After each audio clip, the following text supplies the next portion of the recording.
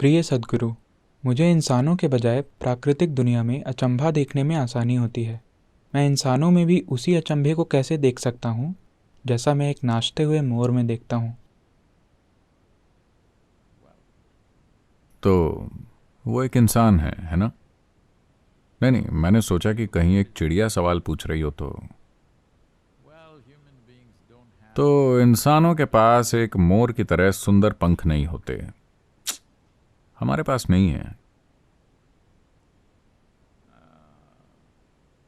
हम उन्हें पहन सकते हैं, लेकिन वो सिर्फ पहनी हुई चीज होगी। वो मोर के पंख की तरह नहीं होगा। तो उन चीजों में अचंभा देखना आसान होता है जिनके साथ आपको कुछ साझा नहीं करना होता। दुनिया में एक ऐसी पूरी संस्कृति बड़ी हो रही है जहां लोग कहते फिरते हैं कि मैं पूरी मानवता से प्यार करता हूं, लेकिन मैं अपने बगल में बैठे आदमी को सहन नहीं कर सकता। उदाहरण के लिए, भगवान से प्यार करना बहुत आसान है, क्योंकि वो कभी भी आकर डिनर टेबल पर आपके साथ नहीं बैठते। शायद आप उनका नाम लेते हैं, लेकिन अगर वो डिनर के लिए आ जाते हैं तो फिर दिक्कत होगी। चूंकि वो कभी आते नहीं हैं, आप जो कुछ भी उन्हें अर्पित करते हैं, आपको साफ पता होता है कि वो सिर्फ आपको ही खाने को मिलेगा।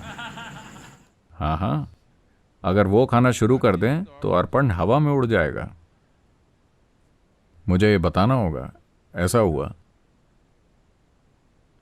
अलग अलग धर्म के भिखारियों की एक संस्था है।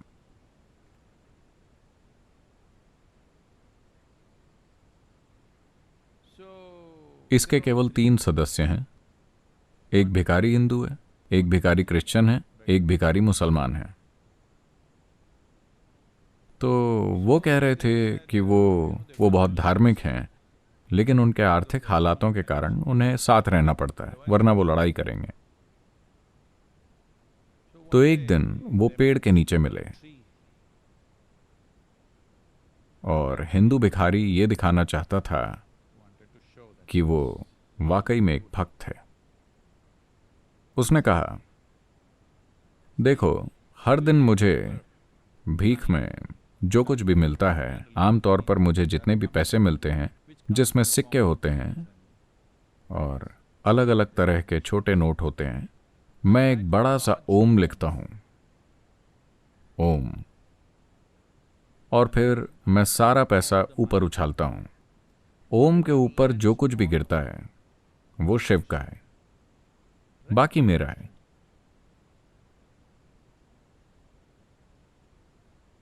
मैं एक सच्चा भक्त हूं। ओम तो आप जानते हैं, बड़ी सी पूंछ और ऐसा ऐसा और वो सब। मुसलमान भिखारी ने कहा, मैं भी ऐसा ही कुछ करता हूं, लेकिन हमारे लिए पहले दिन का चांद पाक होता है, पहले दिन का पतला सा चांद। मैं पहले दिन के चांद का एक चित्र बनाता हूं और फिर पैसे उछालता हूं। जो कुछ भी चांद पर गिरता है वो अल्लाह का है, बाकी मेरा है।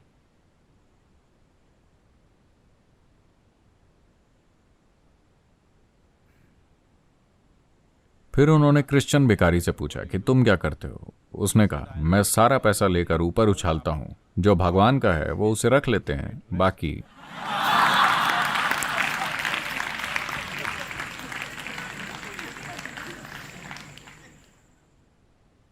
इस तरह एक मोर को प्यार करना आसान है, जो नाच रहा है और जो सुंदर है, क्योंकि वो आपसे कुछ मांगता नहीं है। दरअसल वो आपको पसंद भी नहीं करता, वो आपको कोई महत्व नहीं देता। क्या आपने गौर किया है कि हमारे मोर आपको कैसे देखते हैं?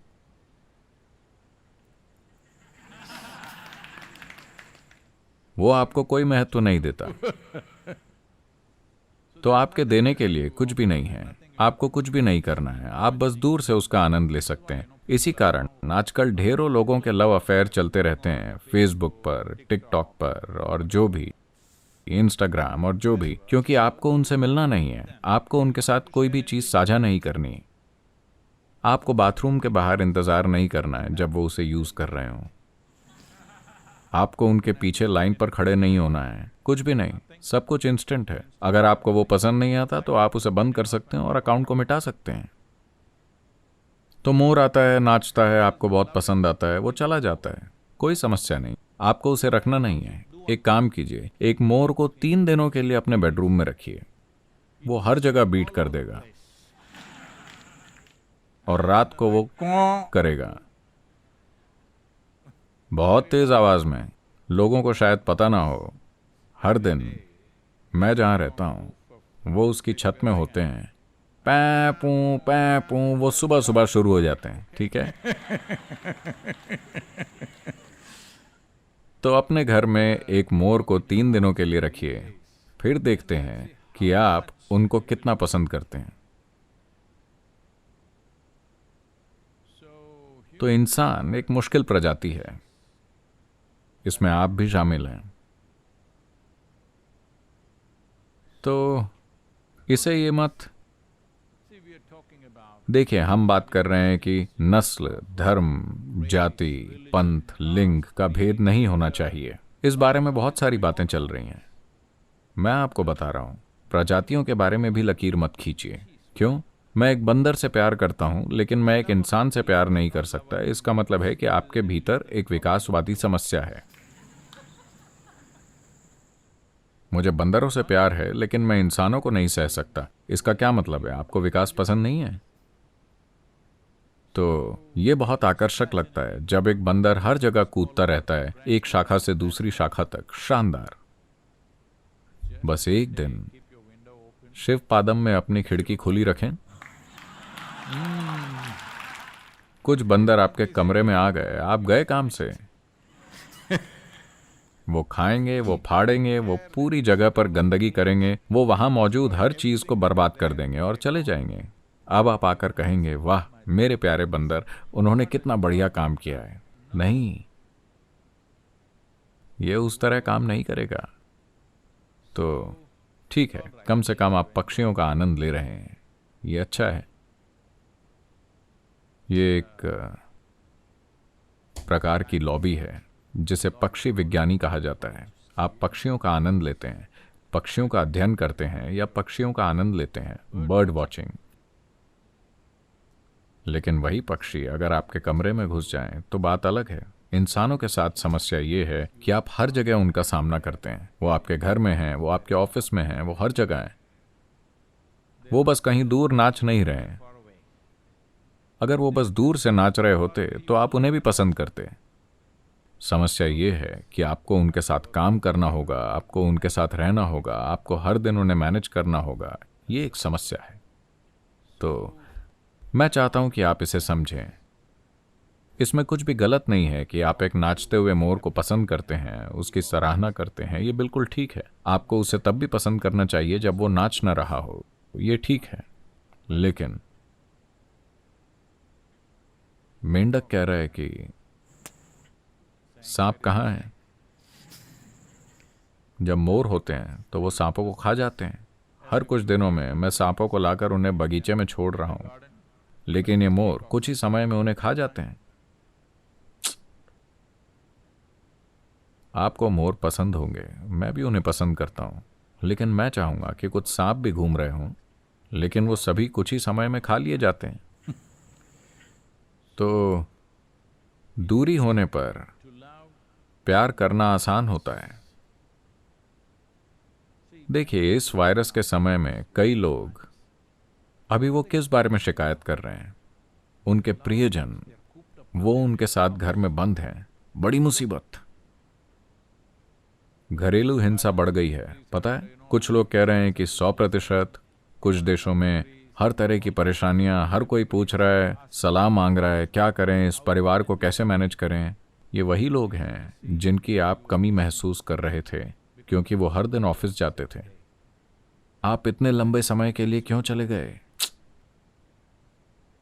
लेकिन अब वो घर पर हैं और मुसीबत बने हुए हैं। दूरी एक अद्भुत चीज है। मौत एक शानदार चीज है। देखिए, मरे हुए लोगों को हमेशा सभी प्यार करते हैं। क्या आपने इस पर गौर किया है? जैसे ही उनकी मौत हुई, अचानक वो पूजा के योग्य बन गए। आपने उनकी पूजा तब क्यों नहीं की जब वो जिंदा थे? ऐसा क्यों है कि मरते ही वो पूजा के योग्य बन गए? दुनिया में कहीं भी लोग उन्हें ऊपर रखते हैं और ऐसा करते हैं, फूल डालते हैं या जो भी करते हैं, सिर्फ इसलिए कि वो मर चुके हैं। जब वो जिंदा थे तब आप इसे करने के लिए तैयार नहीं थे। जब वो मर चुके हैं तब आप ये कर रहे हैं। इसका मतलब क्या है? नहीं, मैं ये नहीं कहना चाहता। आप जानते हैं, जब वो जिंदा थे आप उनके साथ संघर्ष कर रहे थे। जैसे ही वो मर जाते हैं आप उनकी पूजा करते हैं, उन्हें याद करते हैं और उनसे प्यार करते हैं। इसका क्या मतलब है? आप शायद इंतजार कर रहे हैं। ये अच्छी बात नहीं है, बिल्कुल भी नहीं। तो चलिए इसे ध्यान से देखते हैं। आपकी समस्या ये है कि आपके व्यक्तित्व की एक निर्धारित विशेषता है। आप एक ऐसी चीज की तलाश कर रहे हैं जो आपके व्यक्तित्व को नुकसान न पहुंचाए। लेकिन इंसान, आप तो जानते हैं, हर इंसान आपकी सीमाओं का सम्मान नहीं करता है। वो उस पर कदम रख ही देते हैं। उनमें से कुछ अनजाने में, उनमें से कुछ जानबूझकर, मेरी तरह। हमेशा जानबूझकर आपकी सीमाओं पर कदम रखना। तो जैसे ही कोई आपकी सीमाओं पर कदम रखता है, आपको लगता है कि वो व्यक्ति एक समस्या है। मोर अभी आपकी सीमाओं के बाहर है। वो बहुत सुंदर दिखता है। अगर वो आपकी सीमा में कदम रखता है तो आप उसे भी एक बड़ी परेशानी की तरह देखेंगे। हाँ, आप देखेंगे। चाहे वो मोर हो या कोई और पक्षी या बंदर या गधा या जो भी हो, दूर से सब कुछ अच्छा होता है। तो अभी आपके और इन प्राणियों के बीच एक दूरी है, इसलिए आप इसका आनंद ले रहे हैं। इसका आनंद लीजिए, इसमें कुछ भी गलत नहीं है। लेकिन महत्वपूर्ण बात यह है कि अगर आप अपने और अपने व्यक्तित्व के बीच थोड़ी दूरी बना लेते हैं तो आप देखेंगे कि आप खुद का भी आनंद लेंगे। और जब आप इस व्यक्ति का आनंद लेते हैं तो आप देखेंगे कि हर कोई शानदार है। हाँ, आप नहीं समझ रहे। मैं कह रहा हूं कि जब आप इस व्यक्ति का आनंद लेते हैं तो हर कोई शानदार लगता है। आप हर किसी का आनंद ले सकते हैं क्योंकि अब आप लोगों को वैसे देखते हैं जैसे वो हैं। आपके पास कोई ढांचा नहीं जिसमें उन्हें फिट होना होगा। वो उसमें फिट नहीं होते हैं। इसी वजह से भारत में हमने एक देवता की विशेषताएं इस तरह से बनाई कि उस आदमी को स्वीकार करना असंभव होगा अगर वो यहां हो। तो जैसे कृष्ण, राम, शिव, आप इन लोगों को स्वीकार नहीं कर सकते। महिलाओं से पूछिए कि क्या वो राम को अपने जीवन में अपने पति के रूप में स्वीकार करेंगी? वो नहीं करेंगी। पूछे कि क्या वो कृष्णा को स्वीकार करेंगी अपने जीवन में पति के रूप में? वो नहीं करेंगी। Because it's too much trouble. लेकिन 6000 साल की दूरी के साथ वो कितने शानदार दिखते हैं, कितने शानदार। और शिव, असंभव आदमी। ठीक है, बस कुछ भी और सब कुछ जो आप सोच सकते हैं वो हैं। तो ये एक भगवान का चरित्र इस तरह बनाया गया था कि अगर आप वास्तव में उन्हें उन चीजों के लिए देख रहे हैं जो वो हैं और फिर भी उन्हें पूरी तरह स्वीकार कर रहे हैं और उन्हें पूजनीय तरीके से देख रहे हैं, अगर आप शिव को स्वीकार करते हैं वैसे जैसे वो हैं, तो आपके पास इस धरती पर किसी भी इंसान के साथ कोई दिक्कत नहीं होगी। तो आपको ऐसा करना चाहिए।